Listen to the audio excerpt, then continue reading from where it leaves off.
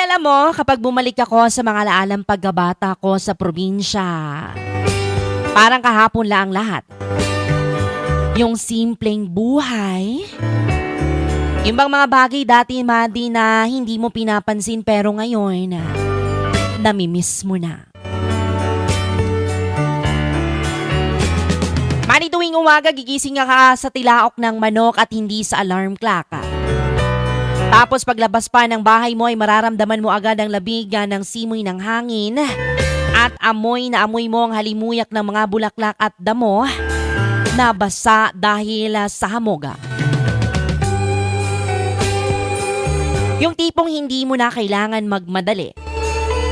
Dati, yung bang walang cellphone na hawak-hawakan, kundi pamalo lang ni nanay kapag late ka nang gumising.